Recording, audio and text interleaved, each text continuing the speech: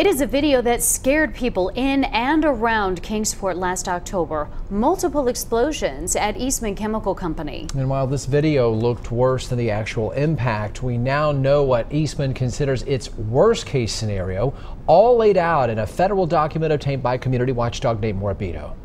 Here it is. Eastman, like every company that uses extremely hazardous chemicals, is required to file a risk management plan like this one with the Environmental Protection Agency every 5 years. It's meant to keep the community safe. Of the thousands of similar companies, Eastman says not a single one has experienced anything close to a worst case scenario. And even if it did occur, Eastman safety experts say it does not mean people who live nearby would die.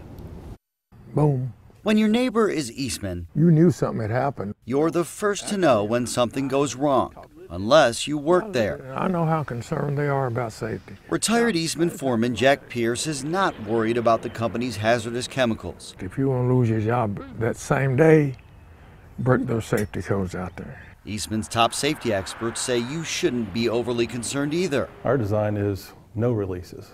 Keep it in the pipes, as we like to say. But in the event Eastman's multiple safety layers all fail, this plan outlines the two worst-case scenarios, both of which have impacts beyond Eastman's fence line. If that did occur, people could get sick. Situations where the largest containers disintegrate, chemicals fully release into the air within 10 minutes, and the wind blows 360 degrees. it's just virtually impossible to get that scenario in reality. The toxic worst case involves anhydrous ammonia, a chemical that can irritate the eyes and throat, and according to the Centers for Disease Control and Prevention, can be fatal in large concentrations. Impact to the community does not mean fatalities. Depending on the size of the spill, time of day, and conditions, federal guidelines show people as close as 1/10 of a mile, as far as a mile or more downwind, would need protection. According to the Environmental Protection Agency, roughly 2,700 people live within 1 mile of Eastman.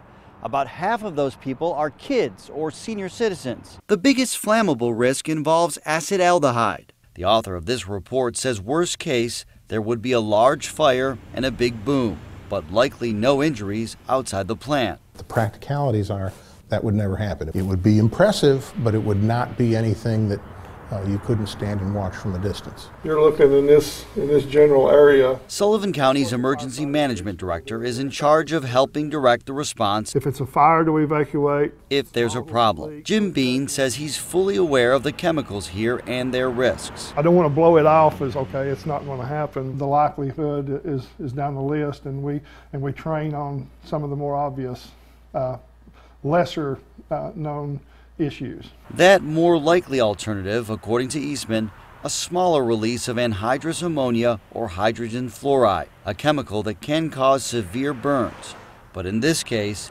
would likely result in only a bad smell. Should it happen, I would be in the off-site impact. I don't want that to happen to anybody. Federal records show Eastman has released or transferred several hundred tons of ammonia and acetaldehyde from 2008 to 2016, the smallest amounts in recent years. But the state's environmental agency says the company has not exceeded any regulations related to those chemicals lately. Now, we've posted a breakdown of Eastman's emissions history on WJHL.com. There you can also read the company's risk management plan.